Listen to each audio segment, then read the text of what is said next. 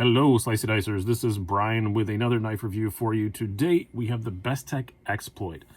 I do have to say right off the bat, this is designed by Todd Knife Tool, and one half of Todd Knife Tool, Terrell Todd, is a very good friend of mine, so I want to get that out of the way. He was very instrumental in me getting this channel started. You guys probably know him better as Zelric on YouTube, and he had a YouTube channel long before I did. When I started, he gave me a whole lot of advice and was a huge help. So he is a good friend of mine. But I did buy this. It was not provided by the manufacturer, so I do want to say that. I did purchase this with my own monies, so keep that in mind. You can tell it's a Todd Knife Tool design just by looking at it. I mean, yeah, obviously it's made by Bestech, but as you can see, the logo here, which is a bit crooked, and that's my fault because I took it apart and I didn't get the logo back straight, but that's just me. You can tell it's one of their designs. They have this kind of techno-futuristic look, which is just I like it a lot. Some people don't. I think this one may be one of the best looking ones that they've done, just because proportionately it just works very, very well. They look like they'd be horribly uncomfortable in hand. I've had one that was, but this one definitely is not. I really like the look of it. $238 for this. You're getting full titanium frame lock and S35 VN, made by Bestech. I don't think that's too bad at all. Bestech, if you don't know about them, they make a lot of their own knives, but they are also an OEM that is really up and coming, I will say. A lot of the knives that are really bigly hyped knives lately are actually made by Bestech, so they do a really great job, and they've just gotten better and better. And I think, honestly, part of that is because of Todd Knife Tool's influence. A lot of stuff that they insisted on doing, like T8 Torx all around, now they do that on everything. I know that's something that they insisted on, things like that. But this one happens to be the Flame Anno version. I think they call it the Tiger pattern or something like that, with the satin blade. You can also get it in just all plain titanium in a satin blade, which is formerly known as Brian spec. You can get it in a black wash titanium with a satin blade, or you can get the whole thing black wash, so with a blade as well. So keep an eye out for those. All of them $238, all the same price. I prefer this one because look at that. That's just pretty. And, you know, look at the little accent holes there, the way they're chamfered out. I think it's a really great looking thing, to be honest with you. Pretty crazy looking pocket clip.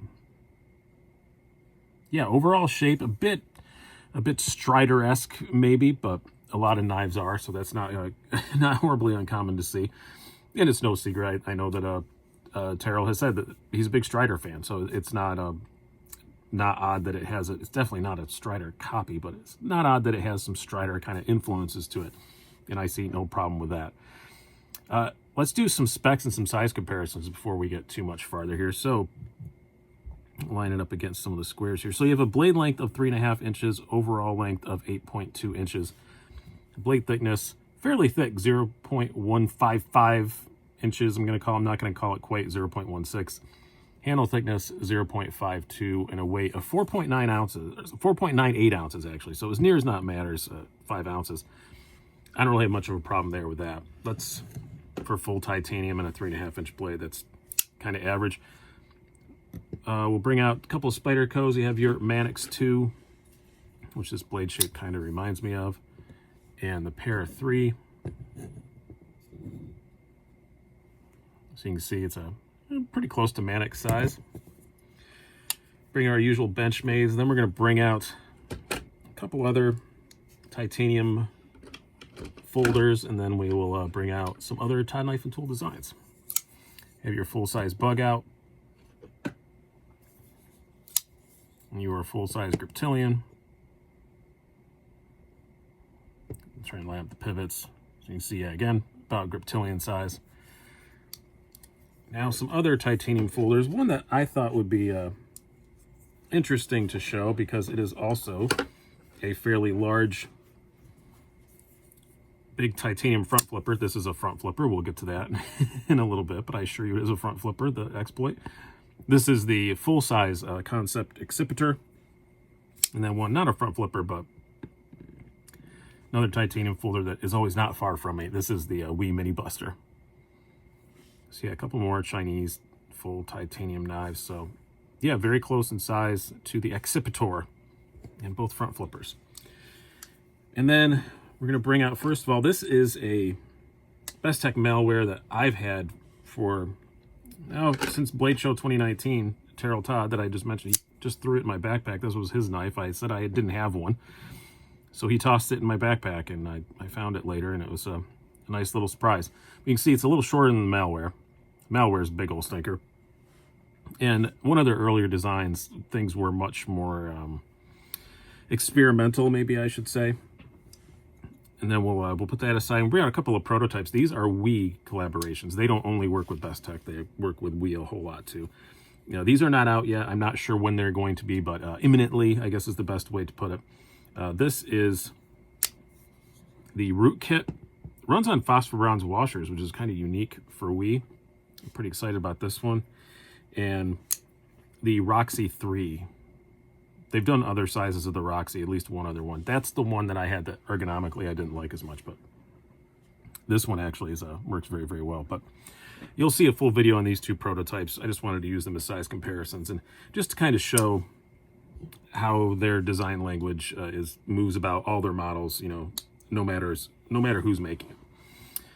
So this knife, the blade, S35VN, as I said, about 18 or 19 thousandths behind the edge. Not bad at all. I can't really complain about that too much. It is very high flat grind, so it's a thick blade stock, but you know what? It slices pretty good. It's not too bad. It does have a pretty good tip on it. It's not like the most robust thing in the world for how thick the blade stock is, but it isn't too bad. And I really like it. I think it performs pretty well. We're going to go in a little bit reverse order and do the action on this one second, because this is a front flipper, so you guys want to see that.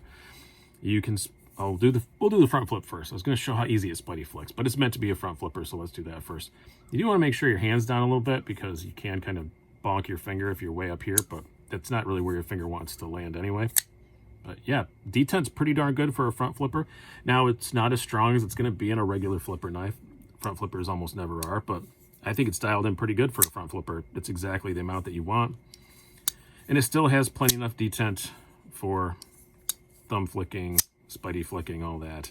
And it's got enough that I can't shake it open, so no complaints with the detent. And it is pretty darn drop shutty. And I did take this apart, but I did not fully lube it or anything. I just took it apart to verify some pieces on it, and that's how it is. And I've only been using this for 3 or 4 days, and only part-time at that. So I think once one of these gets broken in, or you take it apart, and lube it up, it'll be completely just, rotate your wrist, kind of drop shut. Very, very nice action on it. Cannot complain a bit. Ergonomically, pretty good. With just a couple tiny little exceptions. As far as just in the hand and carrying it, it works really well. When you're choked back here, you can feel that pocket clip a fair bit, but it's not horribly offensive. It's not a real hard hot spot or anything. But if you're using that forward finger choil, it fits my hand perfectly. The pocket clip lands in the crudely named crotch of my palm. I don't know what else to call that part of my palm, but so I don't feel the pocket clip at all. There is some good jimping up here. I will say that if I have two little ergonomic complaints here, it's that some of the edges are a bit sharp in two places. That's why I'm calling it two complaints. And I could have put this in the deployment as well. The deployment hole is pretty sharp around the edges, and this jimping up here is a bit aggressive. The jimping back here is perfectly fine. I think it's just the right combination of aggressive but still really going to work. But this little jimping up here is a bit aggressive. You're not going to use it a whole lot, so is that the end of the world? No, probably not, except for when we get to the carry. Then I'll complain about it a little bit more. But yeah, those are my only two real ergonomic complaints about it. I think it fills the hand pretty well. A lot of Todd Knife Tool designs don't have hugely thick handles. This is no exception. Hugely tall handles, I should say. This is no exception, but because it's a bit thicker, it does still fill my hand pretty well, even with my ridiculously long fingers. So how does it carry? Not too bad. You can get your hand past it. It's a little tall, but it's not bad. It's not as bad as like a Mannix. But like I said, there is just some jimping stuff. I feel just a little bit going across the back here. I'm not sure. I guess it's this stuff up here. And maybe some finishing on that full tie backspacer, but it's not offensive at all. It's just something I noticed, something I have to mention. There's no flipper tab, obviously, so that's good. So it does carry a bit smaller than its height would let on.